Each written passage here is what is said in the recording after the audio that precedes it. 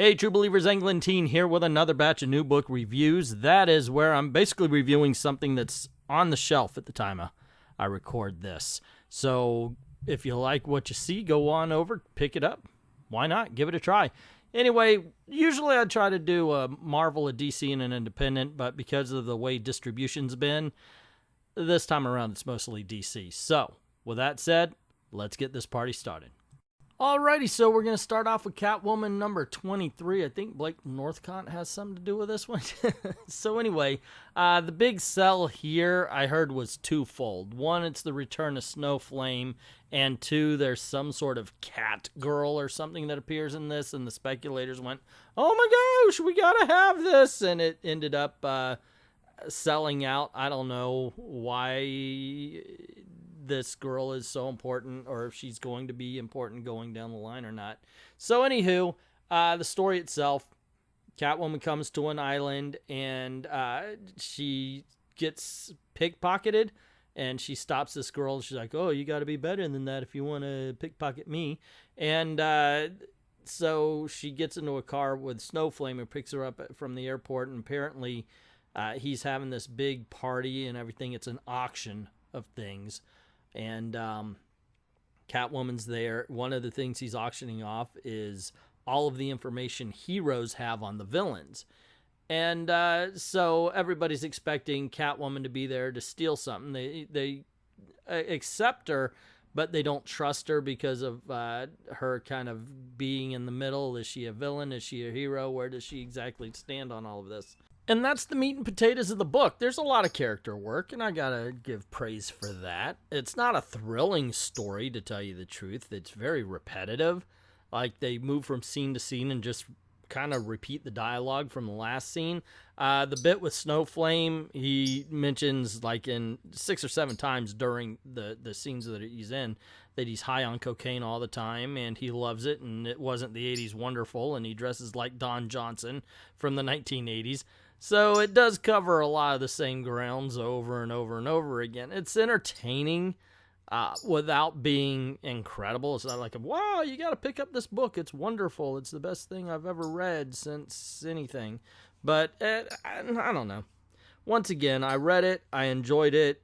And then as I'm doing this review, I'm realizing it didn't really impact me very much. I'm probably going to forget this book as soon as this review is over. Maybe pick up the next issue just to find out where it's going. Deceased Dead Planet number 1. I've got like all the different covers on this one. I love the Deceased storyline. And I understand, yes, I am late on this one. It's still on the shelf though, thank goodness.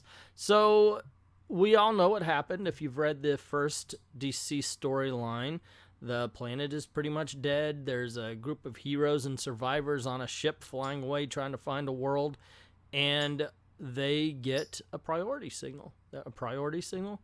Not a priority signal. It's a what do you call it? Like a trouble alert if you're into the Super Friends and all that kind of stuff. Cyborg has discovered a cure, and he's sending out a help, I'm being repressed kind of signal, and Superman, John Kent, and Batman, who's now Damian Wayne, decide, okay, well, we're going to go back. And all the heroes say, well, if Cyborg's in trouble, we have to go, which I'm thinking, no, I'm sorry. We were there. It didn't work out. Have a good day. Definitely you don't want to send every force down. You've got, like, Superman who can move at super speed. Go get the damn head, come and fly back up to the ship. End of story, right? There's no need to do this whole big thing about, oh, we got to find Cyborg's head, right? If they could pinpoint the area, send the guy who could go faster than the speed of freaking light to go get it. I don't know, but that's just me. I may be weird on that particular point, but that's exactly how I feel about it. Look, actually, it's really good. I did it. I was entertained. There is that one flaw from the beginning. It's not as good as the original series, but there has been no bad Deceased storyline. This one, the digital only, the original, they've all been damn good. They've all been enjoyable. And this one is the same way. You kind of get caught up where everybody is, and Jonathan Kent is trying to grow into the role as Superman. You see, of course, Damian Wayne trying to grow into the role of Batman, and each of them kind of failing a little bit. This is the more touching scene, though, with Green Arrow and Black Canary, with good reason, of course, not to spoil anything. Overall, if you're not picking it up, I think you're doing yourself a disservice. But then again, you know, if you don't like zombie stories, this one definitely won't be for you. Speaking of deceased, Hope at the End of the World. This is that digital one that I was talking about. This is chapter 5. And it does focus on the new Trinity, Batman, Damian Wayne, Jonathan Kent, Superman, and what's her name? Cassie is Wonder Woman in this case. So Wonder Woman has already been taken out of the equation on this one. And once again, just like the Super Friends, they get their trouble alert. And you see Batman, Damian Wayne, he wants to go save some people. And Cassie and Superboy here, I guess he's still in the Superboy outfit, go flying off, and they find that Damian Wayne's taken Wonder Woman's invisible plane. Look, I get it. It's a great visual gag. The bit with Kite Man hitting the invisible plane and sliding off is a great visual gag. But you would think that him sitting out there kind of destroys the invisibleness, and you can't see the controls. So wouldn't it be invisible, except if you're inside, you can actually... Yeah, you get what I'm saying? Anything inside isn't visible. On the outside, you wouldn't be able to see in. Anyway, the tone is all over the place. This one was decent. It was fun. It was entertaining. It wasn't as good as the other chapters, and I think making the tone as light as it did kind of messed it up a little bit. But yeah, I did kind of like the whole Kite Man hitting the windshield of the plane and just kind of smearing off.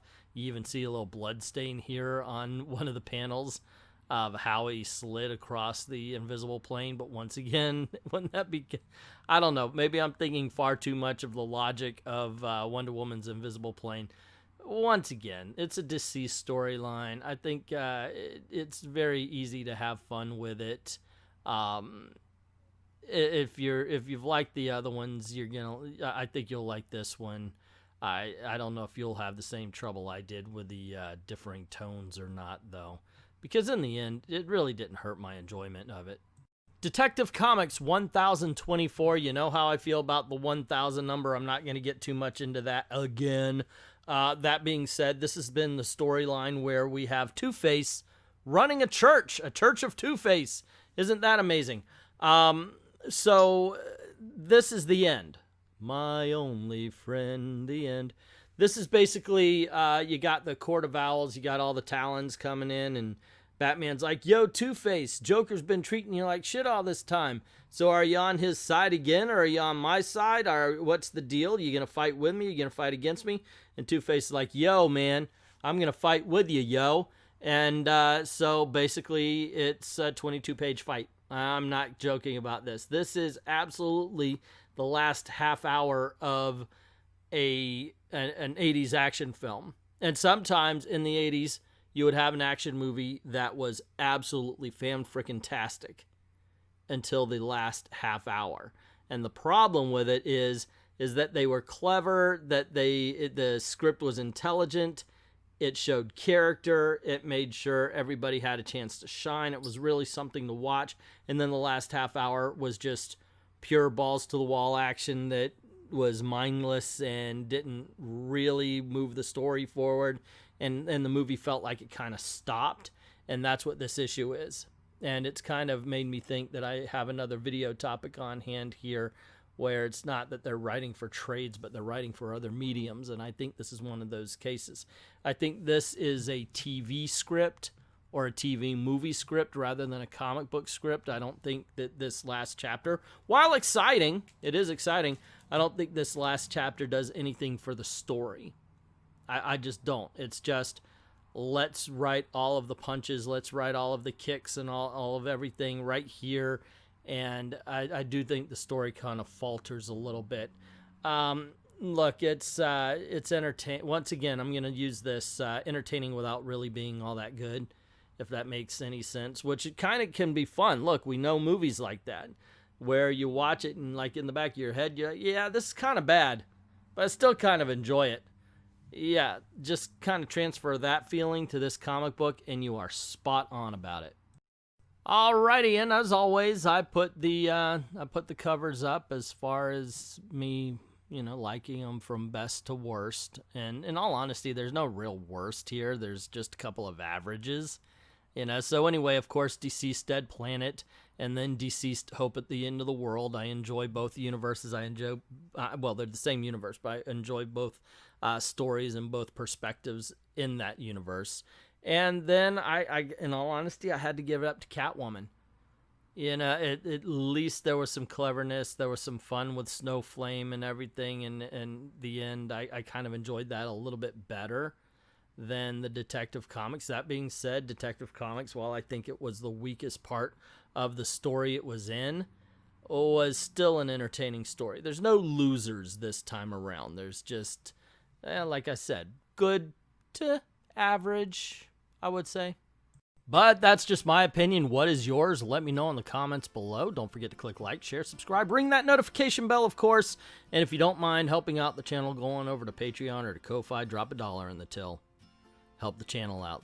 Thank everybody who's already done that. And to everyone, all of the true believers, thank you very, very much for watching.